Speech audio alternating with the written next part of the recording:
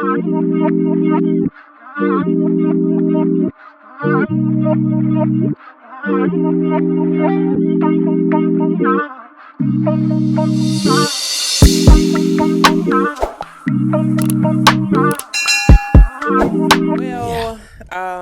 back. We are back, and we are going at the same time. Yeah, I know. This is season 2 finale episode. I can't believe it's literally already been another 12 episodes. Like, time is flying. No, time has flown by, and just these 12 episodes alone, I think we went through a lot of different stuff, a lot of different topics. And we discovered a lot of things in this episode. This season was giving real awakening, like talking about, from the top of like talking about identity and losing yourself and finding yourself and purpose and change and pivoting and how do I navigate through those things. And then, you and your boys came, spicy talking. We had a lot of after dark this season too. We did have a lot of after dark, more than usual. But I think so. The men's episode, I think, it was really authentic. It was raw, definitely raw, but very raw. I think it was authentic, and I thought a lot of people related to it. Like, 'cause we got a lot of calls, a lot of texts about like, man, like y'all said some things that I wish I could say.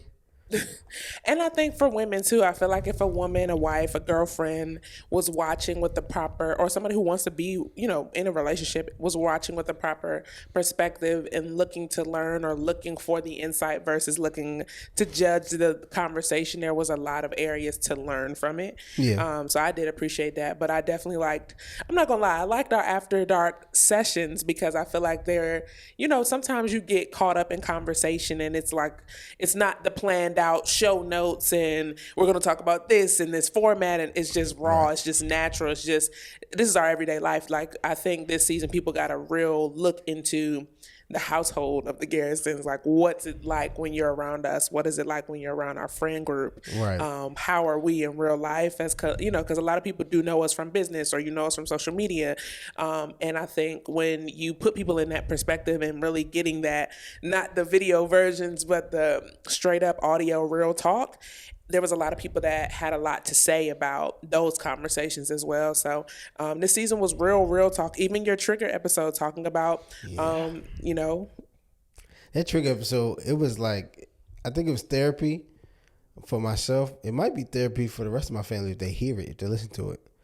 I know my mom listened to it, and I think she... Really? What did she say? She didn't say... You know what? Like, she didn't say anything, but she said in the family group chat, listen to Malcolm Britt's podcast for therapy. Oh, wow. Or something like that. Yeah, and I was I think because, honestly, if it was your first time talking about it, I can only imagine, like, what the true discussion has been besides, trying to find him or trying to get him help. Like, how does all of this actually make us feel, though? Like, how has it impacted our family? How has it impacted our person? Right. I think it's just having the real conversations that are uncomfortable, too, because this is real life. At the end of the day, this is real life, and this is what our life consists of. A game night and Married AF. Yeah, Married AF. Married AF was woo. You know what? And what's it called? Somebody said, like, you just never know what will happen in one of these episodes. You don't know. They'll be taking podcast, turns, like, what will be said, what will be depicted or unpacked. You just never know. And I think that's what I liked most about the season is that we talked about so many different things, but you never knew what to expect in every single episode. Yeah, in fact. So it's like a lot of you made sure you came back to listen because you don't know what you're going to get. And tonight is no different. And it's our season finale. So what we did with this episode, we put out a couple polls on our social media, and we let people ask us questions, and via text, they were via social media, via DM, anonymously, not anonymously. But this episode is called Questions That Need Answers because a lot of people come to us about specific things when it comes to business, when it comes to relationships, when it comes to now parenthood, working collectively. And so it's your moment to ask those questions. And so we took a couple of the ones that we thought are going to really be impactful, and we're going to talk about them tonight. Yeah, so let's start it. Let's start it. All right, bet. Let's do it.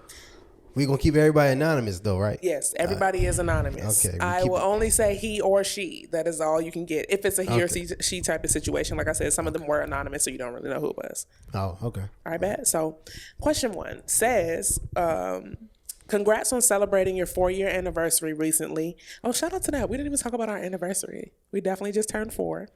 The characters turned 4.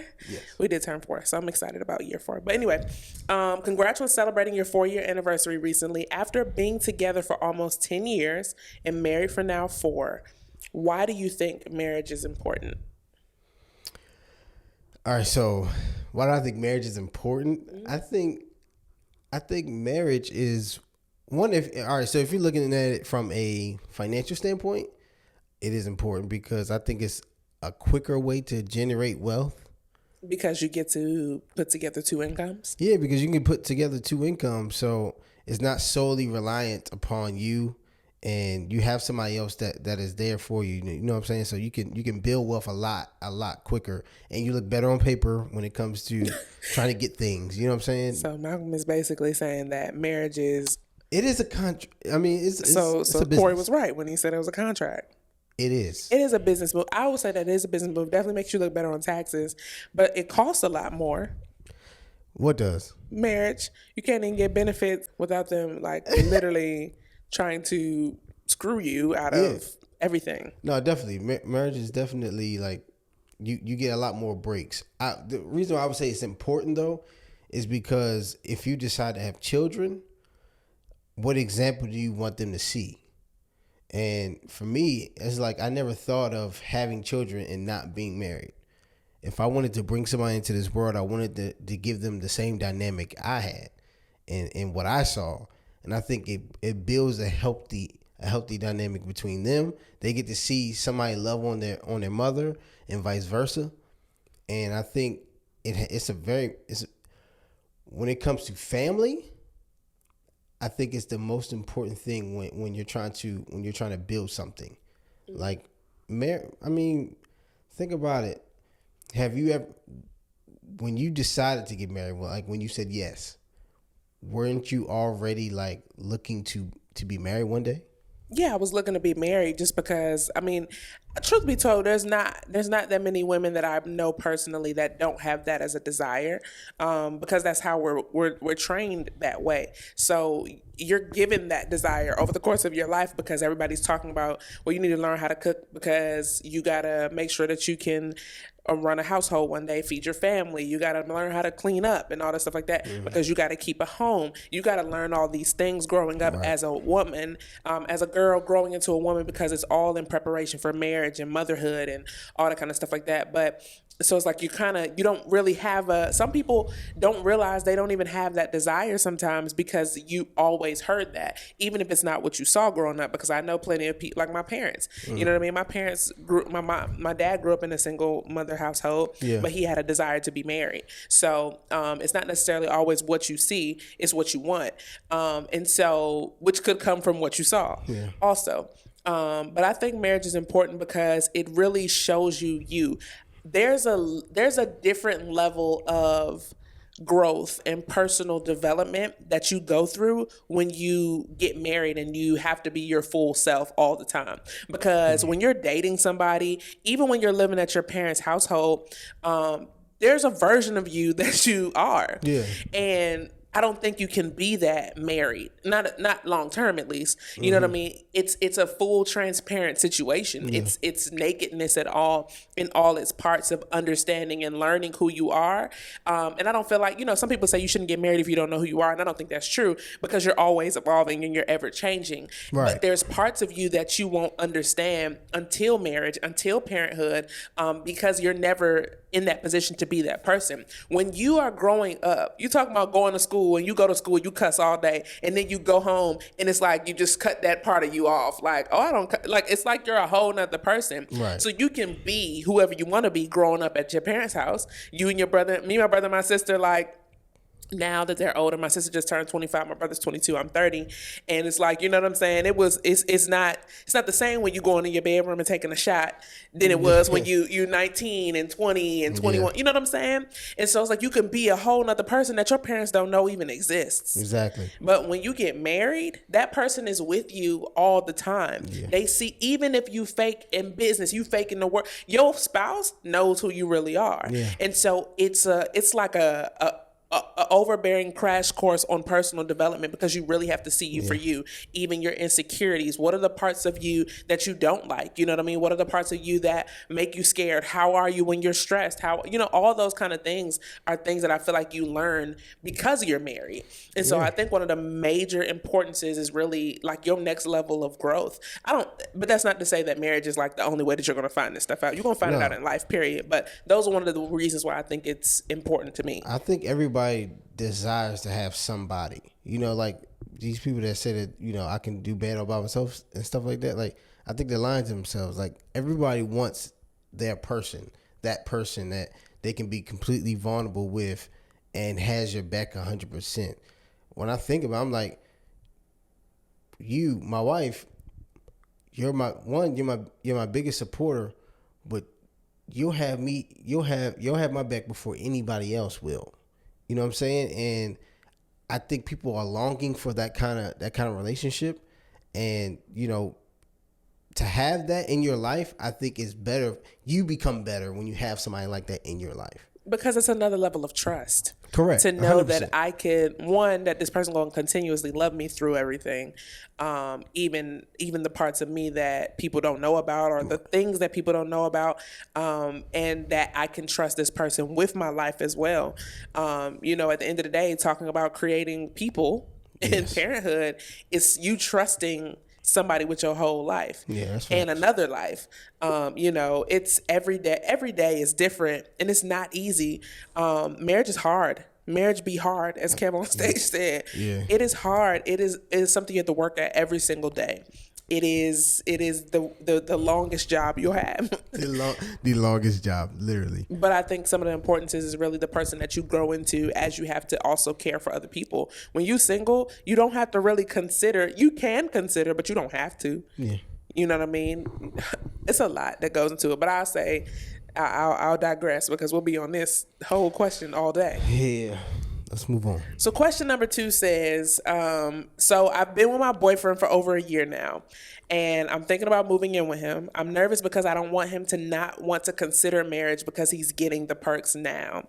Will living together stop him from fully committing? What do you think about that? Here's the thing. And I'm probably going to get crucified for this. By who? The church. Who else will crucify? Crucify him. But here's the thing. I think it's old school. What is? The whole, what's the whole phrase that our parents used to say, if you give him the cow, or why would he need to buy the milk? Whatever, the whole thing. You know what I'm saying? Yeah, I know. But why is he going to marry you if you're giving him all the perks for free and he doesn't have to commit to you? Well, first things first, I do believe that moving in with somebody is a commitment in itself. You know what I'm saying? Like, that is, you're still merging two worlds. You're still talking about now sharing bills, and anything can go wrong. You know what I'm saying? And at that moment, when you're not committed and you're able to get out, well, it is a huge commitment, simply because if that other person leaves and your rent is $2,000, but you was only paying $1,000, your world has changed, baby. Like, that's a commitment. So I don't want it to be looked at as if that in itself isn't a commitment. And I think I would ask you that, because I did feel like that for a second. We moved in together, back in 2016, that is he going to propose to me if he doesn't have to? Because we went through a situation in our relationship before when we were just talking and messing around and all that stuff like that, where it was like, we ain't even got to put no titles on it. And in the millennial world, that's how some of us operate. You know what I'm saying? Are women fearful of that? Is that like an insecurity for women? Like, I don't know if I should move in because now I feel like I'm making myself further from a ring, or do y'all feel like y'all are getting closer to a ring? When I think it can be both. I think both aspects you consider. The first thing is like, am I giving away too much without that? And if I do, what does that mean for me long term? But I think at the same time, it's also like, I want to know, let me tell you why I did it. Okay. One of the reasons why I did it was because I talked to some divorced individuals that said the hardest year of their marriage was the first 2 because they didn't know each other in that setting. And so hearing that, honestly, it gave me solace to do it anyway. I mean, I didn't care. You know what I'm saying? And I think part of me was more so, what is the church going to think? Or what are people going to say if they knew that this was happening? And you know what I'm saying? Like, but once I kind of got past all that, and I'm like, you know, at the end of the day, it is what it is. I mean, for me, I never thought of it like that, like what the church is going to say, because I just didn't see that dynamic growing up. Like, it was kind of like, if y'all together and y'all moving forward with your relationship, moving in together was kind of the next step. That's just all I saw. And so it didn't have anything to do with, you know, Christianity and being a Christian and stuff like that. But I think any man that is willing to move in with a female, he is making a commitment, and he's thought about this thoroughly. You know, he's thought about this very, very thoroughly, and the fact that he's allowing that, it says something more to. It should say something more to a woman, that he's not here to play with me. Like he's not playing. If he's looking to move in with you, he's not playing. But I can understand that there could be a fearfulness, like, okay, am I going to give him too much? But the thing is, that's the risk women have to take. Because essentially men take the same risk too. So let me ask you this, from your perspective in our relationship, what changed within that dynamic? Like, when we moved in together, was it more incentive to marry me, or was it just like, I mean, this is cool? So when we moved in together, it wasn't like it was more incentive. What I saw was, it was another step in our relationship. Like, okay, we were apart for so long. Now we moving in together, and we moved to a whole different state, so we moving in together now. Okay, this is just another notch in our relationship. We going to another level. And I honestly wasn't thinking about when should I marry until I was really ready. I was like, man, this is what I want to do. But I hadn't thought about the fear of, okay, is she going to give me too much, and will she feel like she won't get the ring? You know what I'm saying? No, you're missing it. That's not, okay. Men, we don't think that men are thinking about if we're going to give too much. Okay. The question is, if you live with me and you're getting, you know, all the things that men want, check that and make sure it's fine when I'm talking, blah, blah, blah, blah. Yeah. Okay. Men are getting everything that they want. You're getting a home cooked meal. You getting a clean house. Right. You getting sex whenever you want it. Okay. You know what I'm saying? So it's like, when you add all those aspects into the now lifestyle, you splitting bills, you sharing the responsibilities. Does it give you an incentive to now put a ring on it if you're already getting all those things without it? Here's the thing. No, it doesn't give me any incentive, but that doesn't mean I don't want to do it, because I think he's now more privy to doing it, because now he knows what it's going to be like being married to you. Now, what will expose somebody is if y'all do move in together and it's a shit show. You know what I'm saying? Like, it's something from hell. Like, you ain't cooking, you ain't cleaning, and y'all always getting into it. And you know, there's so many expectations that people have when people moving together, and you slowly to see that, like, that's not real life. What you had in your head is what did you have in your head when you moved? Because you're talking about straight out of college, for real. You were straight out of college. So yes. What were your expectations when we moved in together? Sex every night. That was absolutely my expectation. Just that. That was really it. I mean, I'm straight out of college. Yes, that's exactly what I was thinking. But when you get older, you understand, like, bro, that's not even possible. Like, I mean, it's possible, but you ain't even gonna feel like doing that, and neither was she. You know what I'm saying? Like, that's not realistic, and that's a fairy tale, and that's what I mean. Like, we give ourselves these fairy tales of how it's gonna be when we do move in with somebody. That, okay, if it's not like that, then it's the issue. No, it's not an issue. You just, now you're understanding how life is. So before you move on, because the next question is from a guy, and it's in the same realm. So I had them next to each other, right? Okay. His question is, my girl and I have been arguing because I'm ready to go take the next step in our relationship and moving together, but she doesn't think it's necessary. I do. I want to know what her real habits are before I propose. Is cohabitation a necessary step before getting married? Leave her ass, yes. Jesus. I'm playing. So sorry to that man. Is cohabitation necessary? Yeah. All right, so I don't think it's necessary. I don't think it's necessary, but I do. But I would recommend it. I would too, based off of what I just said too. Yeah, because how I see it is like, if y'all got two different like real lives, like say somebody has bought a house before, and y'all now getting together, and she has a house or you have a house, and this person is renting and stuff like that. They have a whole life. So do you really want to mix those worlds? You don't have to mix those worlds in order to now make the decision to get married. I don't think you have to cohabitate, but I think you open up yourself with a world of problems if you don't. You can't say that, because there are plenty of successful marriages that we know, you know what I'm saying, in life in general. So it's not to say if you don't cohabitate, your marriage is going to fail, because that's not true. That's not true at all. Yeah. So I don't want it to sound like that's what's being said. But I personally feel like it was necessary for me. You know what I'm saying? It was necessary for me because, one, a little black magic, which was that saying from a bunch of divorced people saying their first 2 years of marriage was so hard because it was that learning to live together. It was learning to live together. It was learning how that would work for them. And we argued a lot at the beginning too, just because we did things differently. Living together in college and living together in life are two totally different living togethers. Yes. You know what I'm saying? You got meal cards. you ain't even gotta replenish your own toilet paper. You ain't gotta really clean your room you know what I'm saying? Like, that's real. It's a whole different lifestyle when you realize that my husband likes to walk out of his shoes. I feel like walk out of my shoes. It's like you walk out of them, they're still walking. Like they're literally in like steps. Like, you know what I'm saying? And I really feel like I've picked up that terrible habit. But you walk out of your shoes, or you leave your clothes on the floor, or you know what I'm saying? You squeeze the toothpaste in the center. You don't put the toilet paper on the toilet roll. You put it on the sink. You hate me. These are the things. No. I've learned how to deal with them. But at the beginning, these were issues. You would come home, and because of how you put the dishes away or how you did this, I was waiting for you to get home so I could be like, look at this. Let me come show you something real quick. I remember that. And I never forget the moment that changed for me. When I realized I was a nag, was when you came home and I said, let me show you something real quick, in a very sarcastic way. And your response was, what you got to complain about today? And I said, oh, Lord. Yikes. Oh, Lord.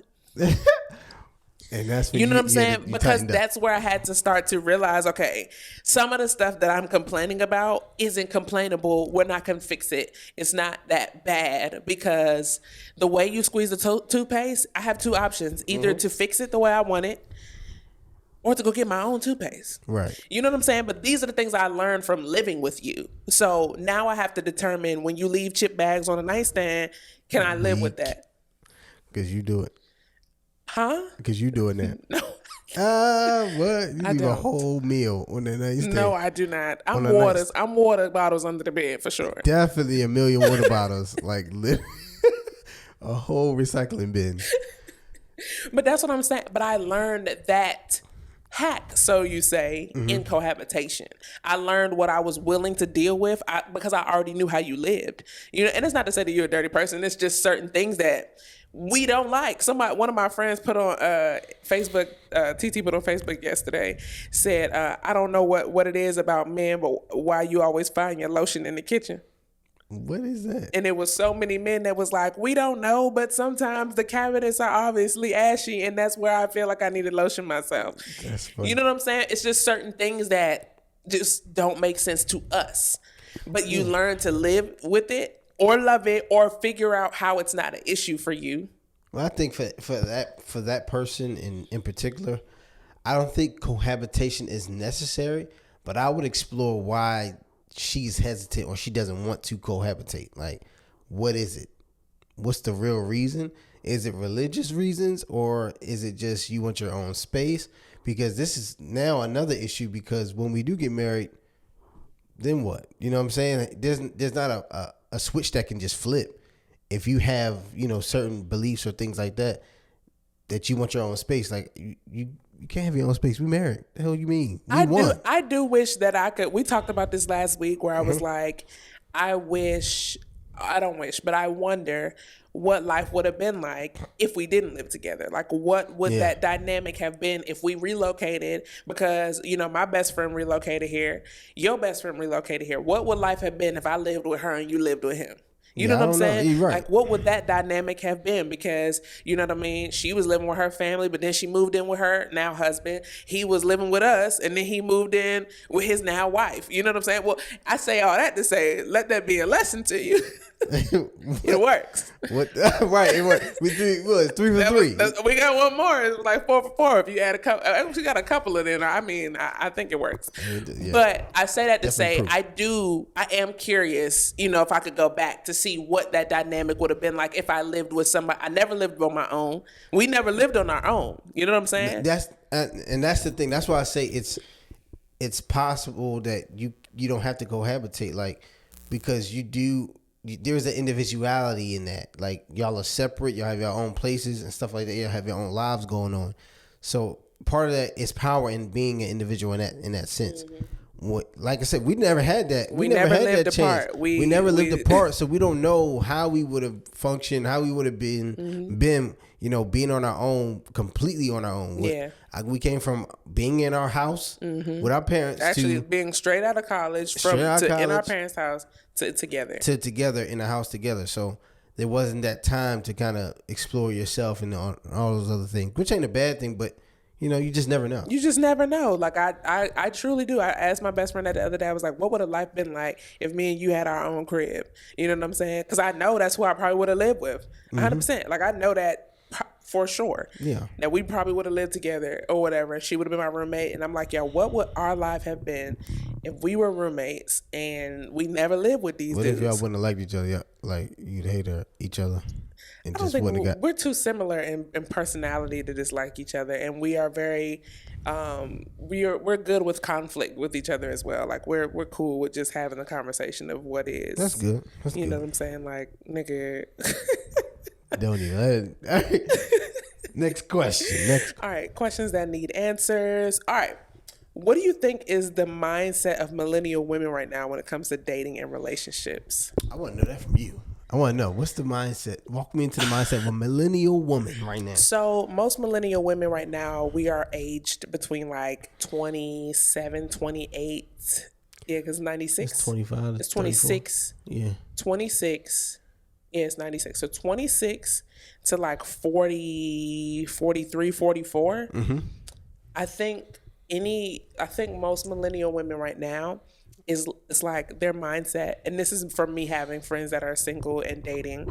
Most of them all have the same mindset. My next relationship needs to be my husband. So dating is very intentional for them. And they're not looking for, another little fling. They're not looking for somebody to lay up with. They're looking for, like, does this man have potential to be my husband? What changed? What the hell? A whole spider. What? A spider? That's a spider for sure. It came down his web. What changed though? Because now, like, it seems like we're getting older. What do you mean? That's it. And like, is it like, okay, I want to have kids and I'm getting older, or? I mean, that's a factor. I'm 30 and I feel that way about a second child. Like, am I ready for one? No, right. But I'm 30 AF. So like, I mean, you better get to getting at the same time. Mm-hmm. But I'm cool. You know what I'm saying? It's like both. Yeah. So I think it is that we're getting older. And I also think it's just a place of maturation, because there was a season in life where I think a lot of us were, I don't need no man, or I'm good, or we were career driven. And it's like after you've done all you can, like, all right, it's just kind of like natural life progression. If that's what I want, that's what I want. I'm not necessarily cool with just, I feel you. Just kicking it, or like what is the intent? Like, I feel like now is that season where there is a lot of question about what do you want? What are you looking for? Because if that's not, and it might not be that we get married, it's just that I need to know that that's something that you're looking for, so that if this is that I know that that's where we're going to go. Not that you just out here trying to kick it. Not that you out here just trying to, bust a nut, like that you really are in a place where you're looking for somebody the way I'm looking for somebody. Yeah, I get that. I think millennial men, I feel like they are cautious right now. Why are they cautious? Because they know women want to get married? No, I think they don't think they know. I feel like they think women don't know what they want, or that they are really just choosing men based on their financial circumstance. Now that is true too. Now there's a huge culture of, you know what I'm saying, I want him to be established, which I can understand. Like, I mean, I think at 30 it's acceptable to say I don't want a bum. Yeah, absolutely. And it might not even, but I think there's standards and expectations that have been set now where there's like a bar. Like, if your nigga don't make 6 figures, then you need to go find you another man. Right, which is unfortunate. It is unfortunate. Unfortunate. Because that cuts out so many men. It does cut out so many men. You know what I'm saying? And I'm not saying it's right, but I can understand it. You know what I'm saying? I can understand wanting somebody established, wanting to, like merge the lives with somebody that's established. Now it also depends on your rationale for why that's what you want. Okay. It's different if I make 6 figures or I make $250,000. Like the amount of money we've made. If I was meeting you today, Right. I mean, it's not to say that if you were only making $50,000 or $70,000, $80,000, I'm not looking your way. I was looking your way at $50 and I was making $200. That's true. You know what I'm saying? You know? I was making $200 a week. You was making $50 a week. When I went back on my job, remember I just looked at my IRS transcripts. You was getting paid. I was making $20,000 over the summer. Mm-hmm. You were still making $50 a week. Bad for me. So we've done this already. You know what I'm saying? But I feel like at this point in my life, I don't know if I would be able to say the same thing. Right. You know what I mean? Rightfully so. But the thing is, how much? It's about the amount of money you've made now, though. But what I'm saying is that millennial men right now, they're cautious because they feel like, one, women are only dating for what they can do for them financially, and they don't know, like, is she really trying to get married? Is she serious about this, or is she just trying to run me up or pick the creme de la creme? And we talked about this, and we didn't talk about this on the men's episode, but we did have a conversation around, like, I asked them, I said, how, not even them, I asked men at the gym, like, what is the dating scene like right now? Mm-hmm. And they were like, bro, everybody want this 6-figure dude, and that's in reality, that's the top, 10% of people? Mm-hmm. So that's a lot less men that majority of women are looking for. Well, if that's the case, then I think if that's what you're looking for, it's like what I talk about with some of my clients. Like, if this is what you're looking for, you have to understand that this is the pool that you're looking for it from. And if you feel like you don't have enough options, it's because you're not casting a wide web. You know what I'm saying? Right. So it's okay. Like, if that's what you want, that's what you want. But you gotta I think it's important to know your motive for it. Mm-hmm. You know what I'm saying? And like I said, that's not to say, because it does sound shallow for me to say based off of the money I've made that I wouldn't date you if you weren't making, you know what I'm saying, whatever. But for me, it's to me, it sounds understandable though. But I need to know that you're not with me for the same reasons. I think it's vice versa. I don't think it's just women to men. I just think women are vocalizing more. Because there's gold digging men too. I can see that. You know what I'm saying? I can see that. But it's knowing that there's something that you contribute to what we're doing. You know what I'm saying? And are we looking to collaborate? Is this just a business situation for you? Or are you looking to, like, all right, if you making $500,000 and I'm making $250,000, we got 750. We need to get another 250 so that we can go ahead and be at $1 million. Mm-hmm. You know what I'm saying? I need to know, like, that's what I would need you to come with. I'm not asking for a marriage business plan, but I am. Well, this is what I've observed, is that sometimes millennial women have this thought that if he isn't making 6 figures, then he's a bum. He doesn't want more, and that's not necessarily the case. And I think there's not enough people wanting to build each other up. No, I agree with that. Which is why some women may feel like, okay, my time is ticking, but how many men have they met along this path, along their journey, that could have been men that you could have built with, mm-hmm. but for whatever reason, you didn't work out, and vice versa for men too. You know what I'm saying? Like, I feel like that's missing right now in this generation. I agree. I think, and that was one of the next questions, was just what is so screwed up about dating right now? Okay. I think that the expectations are just nobody's voicing the expectations, and the ones that are voicing the expectations, people don't want to receive what people want. Yeah. And you know what I'm saying? So it's like, oh, you feel like you don't have any options because the woman wants what she wants, but it's like, okay, well, who are you and what do you contribute and how do you bring value to another person's life? I think that conversation is different because the value is only in the money now. The value is only in the price. The value is not in, well, can he raise my kids? If I'm we're in the generation right now, we're at the age where some of these relationships are coming with children. Correct. Yes, we are at that age now. We're at that age where you can't really say that you coming into a situation with a man that doesn't have a child. Yeah. You know what I'm saying? You can't say that you come into a situation with a woman that doesn't have a child. So are they good with children? Do they want children? How are they with my child that don't belong to them? How are they with are they cool with building a relationship with my baby moms? I have friends that have, that are married to men that have other children by other women. Mm-hmm. And when they ain't good, the baby mama and the baby daddy, the wives are the ones that are comfortable standing in the gap, building the relationships between the two of them or with the other woman. So it's like, these are the kind of people I surround myself around. You know what I mean? Yeah. Like, are you that woman? Are you that man? Is that what he wants? Is he going to be comfortable with that? You know what I'm saying? I think the value of the person has been demoted to just money. Yeah. I think dating now is so screwed up just because, I mean, in this perspective, some people may think it's not screwed up, but just from my observation, I would say people are not communicating enough of what they expect up front. Like the conversations are not being had up front of, this is what I'm looking for. I'm looking for X, Y, and Z. I'm actually dating and courting to be married. But that's what men say that scare them though. Well, it's how you say it. It's like, because you don't want to come to the first date being like a job interview. You don't want to be an interviewer. What is your 5-year plan? What is your like stuff like that? Like that comes off as honestly masculine. Like, see, but I don't think so.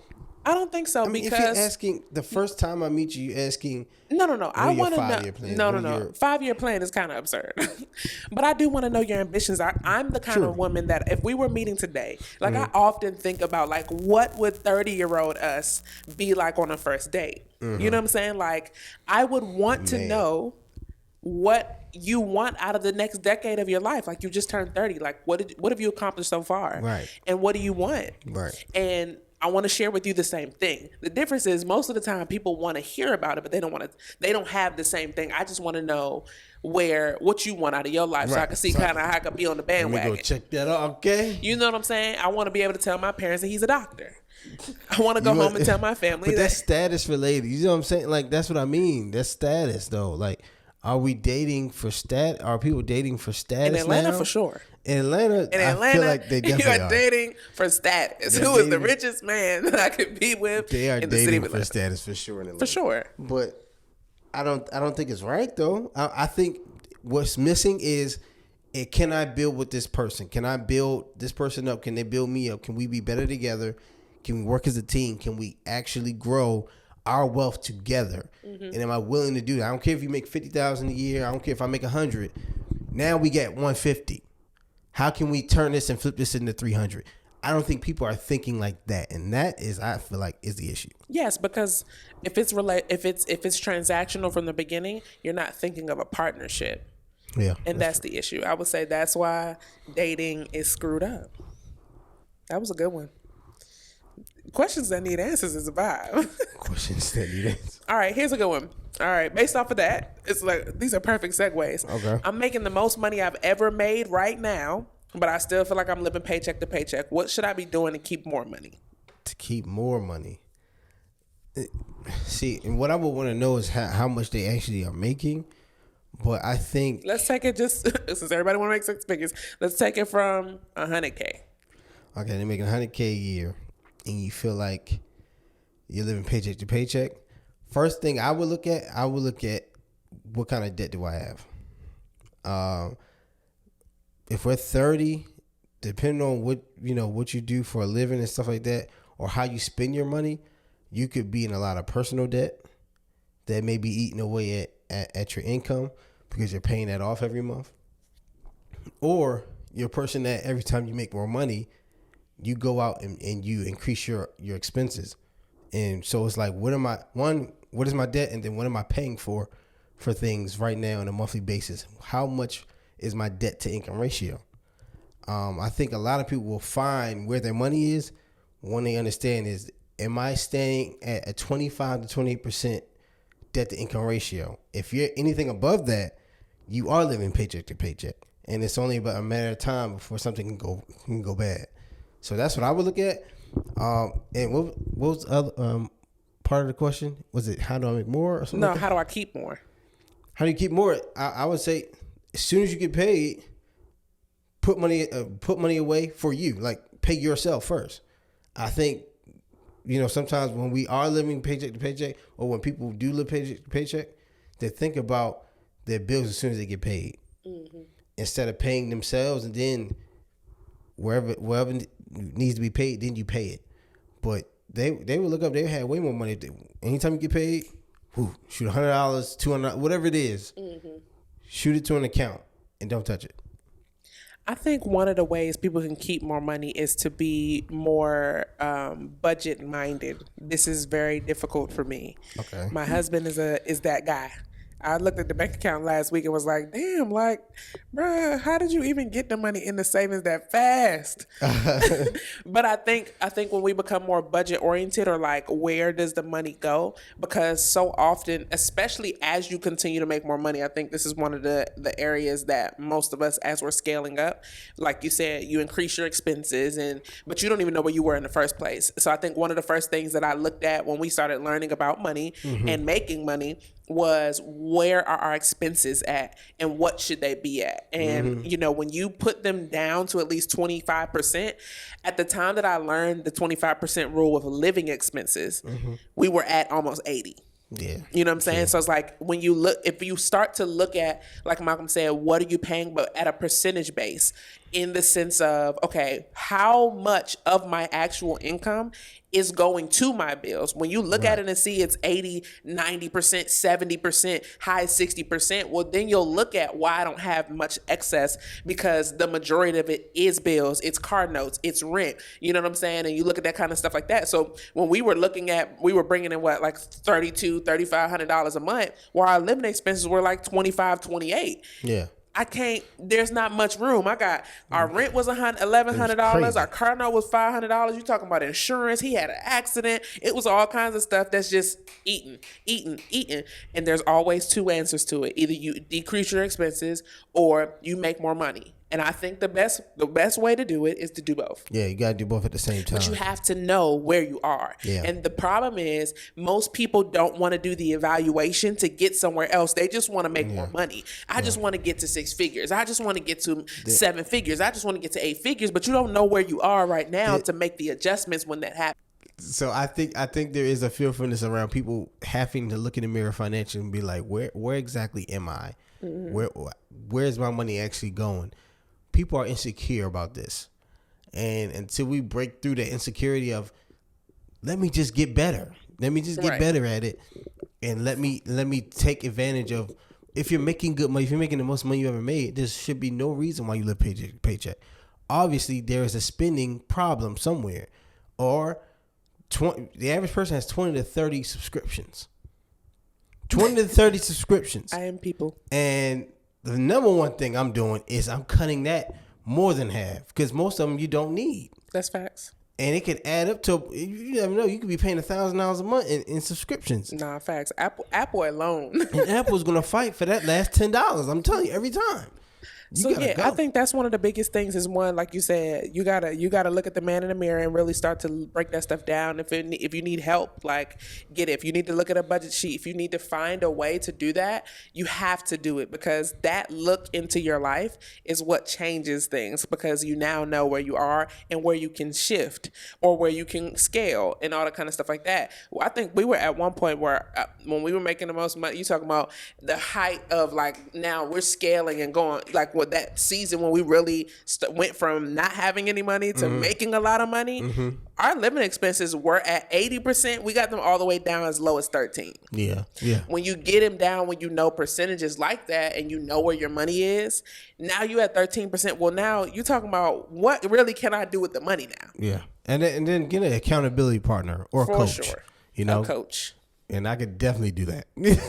And insert ad here. Right. You know what I'm saying? Or get a coach, accountability partner. Somebody that's not biased, though. Yeah, for sure. Somebody that's not biased and that actually cares about your well-being financially. Do you want to share about what you're about to launch for them? Yeah, no, definitely. So I'm launching a program called Better Finance Academy, and it's dedicated to helping people with their personal finances, budgeting, saving more, but also the goal is to find your money, save your money, and then invest your money into things that create passive income. The same formula that we use to become financially free and really scale our money in our business. And that's the thing I'm sharing with other people. So. Yeah, so if you're looking for the coach, we got you. Coach Malcolm right here, giving his coach vibes today. So after building a business for 5 years together, what were the challenges as well as the highlights that came when you decided to split up? You tell me. One of the biggest challenges for me was accepting that in general, and accepting the split up, accepting that you decided to leave me in business, because I was you grow used to doing things. At that point, it's a habit to build with somebody. Because you just talked about it. Nobody wants to build with each other anymore. So now you're talking about our livelihood has been connected to what we do together. Right. So there were a lot of questions. One being, can I do this by myself? If I do it by myself, can I do it at the level that we did it that brings forth the income that we made together? Mm-hmm. Then the dynamic of our relationship is different. We're married with a child. Can I move the same way I was moving if we're not moving together? Will he allow me to move how? There were so many questions, but I think the biggest one and the biggest challenge was getting over the fact that you had the autonomy to do something by yourself. Right. It made me start to question myself, not just in what I was doing. Not just in could I do it, but also am I in purpose now? Am I doing something that I'm just used to doing, or am I looking for something that gives me purpose, gives me, makes me feel impactful, makes me feel fulfilled? So it made me start to evaluate not only that situation, the business, but also what's Brittany want, and am I just doing this out of habit, out of force, out of need for income, which is really a lack mentality, or is it time for me to also, it opened my mind. So one of the challenges was that, but the highlight was opening myself up to the thought that you could do more than just this. Because if you don't do that, I don't start thinking like that. I was in the if it ain't broke, don't fix it mentality. Well, yeah, no, 100%. And I think I also struggle with that, though. I struggle with the fact that if I do leave this, how does that change the entire dichotomy of what you've been building and what we've been building together? Like, will you want to do this going forward? Because I'm not involved with it. Am I going to have an effect on you? And I didn't want to have an effect on you. I just wanted to be able to bow out and support you. You know what I'm saying? Silent quitting is what Malcolm calls it. You know, the quiet quitting. I was quiet quitting heavily, but I wanted to be able to now start opening up different avenues. I was like, man, how I saw it was, yes, we were making a lot of money, but it was coming from one place, and that was more scarce to me than anything else. So I'm thinking like, I have to be able to figure out a way to diversify us. And somebody has to start thinking like this, because we both was in that if it ain't broke, don't fix it. We was, like, it's only this, only that, and nothing else. And that could be a superpower and it could be a weakness at the same time. So that was kind of a challenge. But the highlight was we did do really, really well together. We utilized each other's gifts and talents to be able to catapult us, but also now it helped us move into all another streams of income. It helped us create other streams of income because we started thinking like, okay, how do we diversify? And that was the most important thing. Yeah, I think we really just started thinking like a business overall. So it's now like scaling, you know? Versus just doing a business, it's being an enterprise and building businesses within that. And like I said, your mind is so one track when you're in a space that you've been in for so long, and you've been doing the same thing, and you've been doing it for a long time. And we did that for the majority of our 20s at that. So you're talking about moving, relocating, getting out of college. But the first thing that we did became, damn near career vibes. You know what I mean? Exactly. So now how do you switch careers? Is it okay to do that? Feeling like that's not okay. But like those are the challenges. I think most of the challenges were more mental than they were financial, than they were everything. It was just the battle of the mind. I would say the highlights were, one, for me, was just becoming a creative again, just being creative, to think, to have multiple ideas, because when you're in that, if it ain't broke, don't fix it mindset, you're not thinking about nothing else you could do. Right. You're not thinking about nothing else you want to do. You should do, because it's all like, if it ain't broke, don't fix it. Let me put all my energy into this thing, versus, like you said, creating those diverse avenues. I think one of the detriments to entrepreneurship is that people feel like, people will condemn people with 9-to-5s, and we'll have done this, I've done it, I've said it. So sorry to y'all for those moments that for all entrepreneurs out there, especially new entrepreneurs, and you're starting or you're on your side hustle vibes. One of the things that we do that's terrible is that we depict entrepreneurship as if it's better than the person that's working corporate America.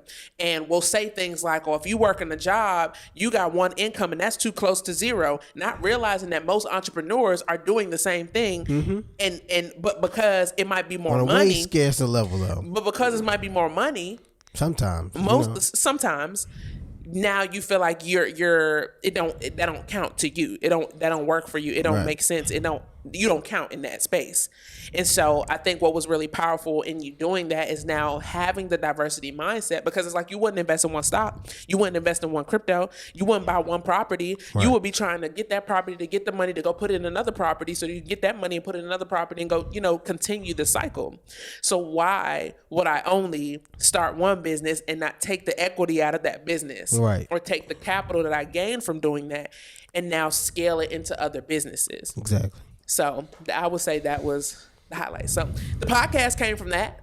The podcast was birthed from thinking like that as well. The podcast was birthed from definitely a highlight. That's the highlight. Do you think it's a highlight? I hope you think it's a highlight. All right. So the next question is, I've been working on my side hustle for over a year now. I'm ready to leave my job and do it full time. Lord. How do you know? Don't shut up. I'm crying. How do you know when it's time to make the leap, and how do I prepare for the transition to leave my 9-to-5? How do you know when it's time to leave your 9-to-5? Yep. I think I have a newfound thought about it, because you got to think about statistic wise, first 5 years makes or breaks a business. Mm-hmm. The first 5 years. So I feel like if you can last profitably for 5 years in your business, and you're also probably making triple or more from your business as profit, not revenue, profit, than you are on your job, then I think you're able to now leave and transition off your job. Mm-hmm. I don't, I have mixed feelings about this, because once you step out there, you out there and you got to think about, okay, well, how am I covered insurance wise? And one thing you don't want to do is you don't want to be out here with no insurance at all, because that's what we did. We lived on edge. A wing and a prayer prayer. And so many entrepreneurs are out here in a wing and a prayer.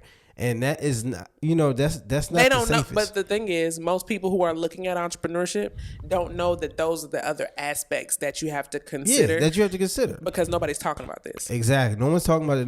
Nobody's gonna be honest about it. But there's a majority, I would feel like, entrepreneurs out here that don't have any kind of coverage or insurance on themselves, and it's because it can be very, very expensive. And can you see yourself paying $1,000 a month? You have to pay it. You have to have discipline enough to pay $1,000 a month in coverage, rather than having, that already taken care of through your job or through your, 9-to-5 income. Now, what was the other part of the question? It was, how do I know that I'm ready to take the leap? And what do I do to prepare for that transition? So preparing wise, I would say you got to have an emergency fund. And I ain't talking about just a year of expenses. I'm thinking 24 more months. Because especially if you're giving yourself that time of being in business and being profitable, you should have over 20 months of your living expenses put to the side and as an emergency fund. Then I would have an investment account. You have money put aside that you can use to now multiply your money. And then also, like I said, you should be making 3 to 4 times what you're making on your job in your business as profit, not revenue. A lot of people don't talk to you about this, but okay, they made $200,000 in revenue. How much did they take home? How much did they keep in profit? How much of that was profit? Was it 20,000? Was it 40,000? Was it 50,000? Okay, well, that's your salary. A lot of people, you know what I'm saying, like they're entrepreneurs and they're making money. You're probably making the same amount of money you was on your job. So you need to start thinking about that too. Like, how profitable actually is my business? And then also, I would say to get ready, that would be it, honestly. Yeah, I think that was good. Here's what I'll say. I think because of the glorification of entrepreneurship, it's important to make sure that you're making this move because you are financially ready, not just because I'm tired of this damn job, not just because they get on my nerves. And if I didn't have to go, and most people right now are working remote. I ain't gonna hold you. Some of y'all need to reevaluate how you're looking at your job if you're working from home. Working from home has created so much more of a work-life balance for most people. So, I mean, people are leaving 6-figure jobs to do like he said, the same 6 figures on your business, where it's like, if I'm making 6 figures from my business and at home from my job, I got $250,000. You know what I'm saying? Yeah. And so I think it's important before you're thinking about leaving your job to be sure why you're doing it. Am I doing it just because I'm sick of going to work? If you cannot keep a packed calendar or do everything that you're doing with the job, you're not going to do more of it just because you don't have one. This is the part people think that I need more time. It's a lie. Time is an illusion, literally. Yeah. And people feel like if I don't have my job, I'll have more time to do. If you can't do it with the job, you're not going to do it when you're off of it because you have more time. So now you feel like, oh, I could just do it later. You trust me, when I left my 9-to-5 and I moved to Atlanta, I literally was like, oh, I can't wait till I could just wake up when I want to. Oh, I can't wait to just lay around and chill out. And finally, I've been getting up at 6 a.m. for the last year. I mean, I've been getting to work at 6 a.m. for the last year. 6 a.m. for the last year, and decided I was going to sit on my butt but I've been waiting all this time to be an entrepreneur because I was going to work harder if I didn't have my job. It's a lie. You literally become a whole different person when you leave that job. So be sure of your intention for doing that and be sure that you're financially prepared for what business brings. What people also don't talk about is that you can have a month where you make $100,000 and you can have a next month when you make $2,000. Correct. Are you ready for the difference in the income financially? This is why it's important before you leave your job to make sure you have that savings account so that you can be living off of what you've profited long before. You know what I'm saying? And when you're looking at your money, when you're looking at your savings, you really got to start asking yourself, how long can I live off my money if I never made another dime? That's what wealth is measured with. How long can I live off the money I have already made if I don't make a dime? Then I will also say you probably need to be debt free of personal debt, like bad debt. Yeah, we're not talking about them student loans. F them. Student loan. I mean, if you can swing it, I would say student loans, but if you can swing it. But I would say definitely any really, really bad debt, like so basically we don't need to have no Macy's cards. No That's Macy's so cards. Old school. no personal credit card. No credit card. You debt. owe American Express $15,000. Definitely no payday loans, no personal loans out in your name. Nothing from a credit union. You don't want to be paying. You don't want to have that pressure on you. If you're trying to leave your job, you want to kind of be free of that type of stuff because you want your expenses as low as possible. And typically, a lot of people they miss that step. They're like, man, I don't want to pay that stuff. No, pay that stuff off. Boy, I did that. Bruh, listen to me. I did that. Goofy ass. Is that what I say? Goofy ass out here in Atlanta. I saved up $20,000 before I left my job, before we moved to Atlanta, right? I had a Wells Fargo credit card. Like, my credit was going crazy.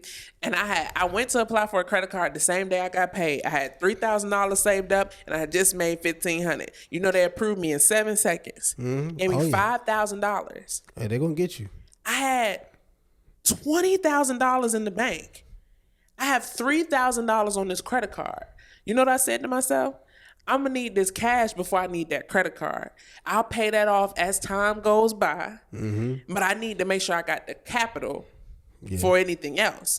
Now, yes and no, because what happens now is over time, when I first moved to Atlanta, I couldn't find a job. I have a master's degree in business. I have 5 years of corporate American experience in the federal government. I was not working at Rainbow. I had a job. I ain't never, you know what I'm saying? Like, I had started in the government. Right. And I couldn't find a job with all these credentials or whatever. So you're talking about for over 2 years, no income. I was making $200 a week. I was babysitting people's kids and driving Uber.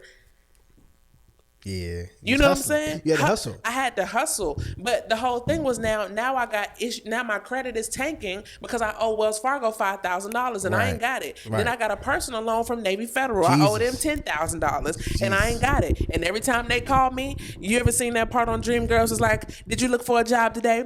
I did not look for a job today, mister. All I know how to do is sing. That was me.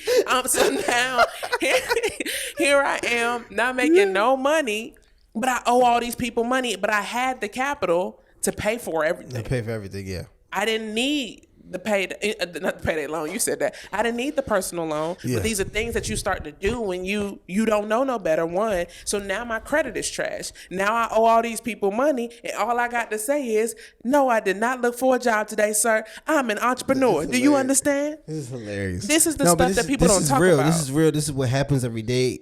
It happens daily. People literally do this daily, and they don't know what they're getting themselves into. Because you look, there are so many successful entrepreneurs. We are them. We have a lot of friends and business partners that are successful entrepreneurs. But what you got to understand is that a lot of us have been doing this for so long. We're at year 7. Yes. You know what I'm saying? We didn't make our first 6 figures. For 4 years. Yeah. Like 4. That's a fact. In the calendar year, yes, it took 4 years. What?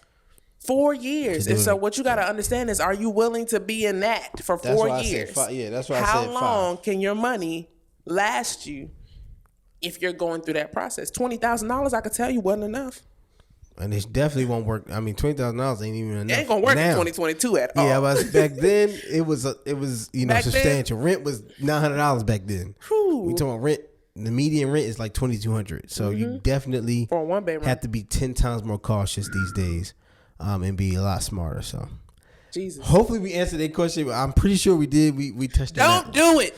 Sorry. Do it smart. Just calm down. It'll be okay. Honestly, I'm more into buying a business than starting a business. That's just me. But buy cash flowing business. That's also a gem. All right, we're gonna wrap up with these 2. Okay. We got 18. Okay. Left. Yes. Okay. What do I do when I feel like my friends don't support my business? This is my favorite, y'all. What do I do when my friends don't support my business? I would say grow up, because grow up. No one has. I want people to understand this. No one has to support you in business. No one is obligated to support you in business. You are looking for customers. And customers are unforgiving. If you're looking for support in business, you're not ready for business. That's, you know what I'm saying? Like, there's no support. You're out here you're an entrepreneur. You are out here in the lion's den. You have to bring value to the marketplace in order to have customer acquisition and for people to continue to come back. So that means you have to be good at customer service. This is what you need to focus on. You don't need to focus on support. You need to focus on your customer service so people can want to come back and use your product or service. You know what I'm saying? And we got a whole episode on support. But in particular, when it comes to support in business, what you got to understand is that your friends and your family are probably not your ideal customer. This is what people have to understand about entrepreneurship in the beginning anyway, is that the person that you're trying to sell to, you're trying to get a sale from your friends and family first. Right. if I don't know if that's because up. you need to prove that it works, that what you're doing or whatever, it is going to set you up for failure. Because if you think that your family and friends are doing it because they like what you're bringing, more likely than not, they love you. Yeah. And if you are looking for support, you're putting yourself in a rabbit hole to expect something from not your ideal customer in the first place. Let's say you make $5,000 with whatever it is that you're selling, but it was all friends and family. Well, can you return that and do it next month? Because they're not gonna keep buying. Like if you're selling a hoodie, your friends and family are only buying it because they love you. I want to support you. If somebody gives you a support purchase, it was that. It's what I call a sympathy buy. It's not. It's not your ideal customer. It's not your ideal target market unless you're doing something within the field of those people. If I open up a studio, I for sure know I have a clientele. Yeah. Because a lot of my friends are musicians, they're producers. If I open up a rehearsal space, I know I have a clientele. But what you got to also be careful for is that support you're looking for is probably going to be asked with a discount. That's fact. What's up, bro? That's a fact. I'm trying to support what you got going on. That is a fact. When you start, but you ask for that. You ask for support. So when they come and ask you for support and say, I'm trying to support what you got going on, but they asking for a discount, they too want to be supported. Yeah. Are you ready for that? We can go in for days on this. But that's the answer to the question. When somebody doesn't want, your friends and family don't support your business, go find customers. Yes. That's the answer. Target market. Your friends and family are not your target market. All right, last question. What are some ways that you all have reconnected while raising a toddler and working from home? More sex. That is true. A lot of more sex. Reconnect. Yeah, it's about being intentional, I think, and also being intentional about each other's space and time. Like, I have no problem with you needing time for yourself. The long Target runs you do and stuff like that. Yes, the 2 hour ladies, Target if you need some time to yourself, tell your husband you going to the grocery store.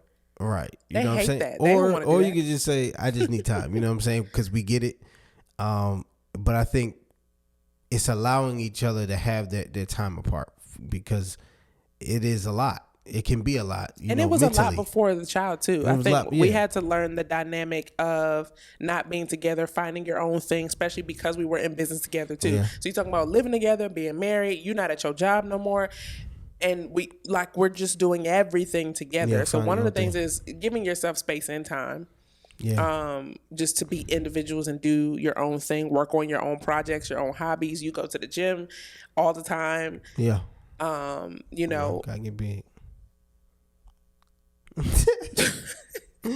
You know what I'm saying? I'm networking, going to different events. I would also say one of the things that helped us now too is focusing and being intentional about our spiritual relationship, our spiritual growth, finding a church. Shout out to Change Church. We found a church. High five. Yeah, thanks. We found a church. But that's definitely helped in our growth to be able to grow spiritually together, and be focused on that. But with the toddler, y'all, listen, that is not for the weak. It is not for the faint of heart. It's not. It's like I said, just the other day, we was kind of like mentally drained and frustrated just because he won't sleep right now. He's going through a phase. Mm-hmm. So he's not sleeping much throughout the night. So you're kind of deprived. So also, being able to really got to work as a team. You got to be a team. And encourage each other, because it's definitely difficult. But one of the things that we're very intentional about is date night. And even if it's with him, it's just taking some time to do something that has nothing to do with business, nothing to do with, clientele, nothing to do with even the baby. He's just with us. It's not about parenting. It's just about let's go have some fun. Let's go have a good time together. I think us being intentional about let's put him to bed and let's watch a movie, or let's put him to bed and let's talk. Let's put him to bed and let's do it. You know what I'm saying? It just is what it is. I think some of those things have been very helpful in our reconnection season right now, and honestly being able to help each other through our processes and building new businesses too. it's kind of like everything that we do always ends up complementing each other, even though now they're in their own separate entities. Yep. We have two different skill sets, multiple skill sets, but who he is and who I am, they complement each other so much that we find a lot of happiness and a lot of peace in helping build. We've always been that people. Like, we do find a lot of peace in building things together too. Right. So I would definitely say date night, a lot of sex. Yeah, definitely. Well, and good walks. This has been the finale of season 2. How you feel? I feel amazing. I'm always sad, but we're gonna be back. Season 3 is about to be in production, and it's gonna be absolutely incredible. More topics, more people to talk to, more couples, more guests. Holiday seasons are amongst Holiday us. season is coming. He's about to turn 30. Oh my God! You'll be 30 by the 30. time we'll come back. By the time we'll come back, you'll already be 30, I'm sure. Jesus, I'll be geriatric. Okay. Jesus, sorry to all of us 30-year-olds that all are now y'all are old as hell. geriatric. Yes, all y'all old as hell. That's because your bones is cracking. Yeah, my back be feeling like I'm 50 every time I wake up. I don't know why. But. Well, listen, we love you guys. We appreciate y'all for rocking with us. This has been another episode, another season of the So Let's Talk About It podcast. I'm your co-host, Brittany Garrison. And I'm Malcolm Garrison. And you can follow me at Brittany Donnell. You can follow me at Malcolm_2_Garrison. And don't forget to follow the show at So Let's Talk About It podcast. And don't forget to rate, review, subscribe. Oh, and if you're listening on Apple Podcasts, don't forget to review. And then we said all that, right? Yeah, review. Yeah. Like, share. We forgot those. Don't forget to like share. Let us know what you thought about this. If you guys have questions, we might do another one of these next season. Questions that need answers. It was really, really dope. So we love y'all. We appreciate y'all. We'll see you guys next season. We out, y'all.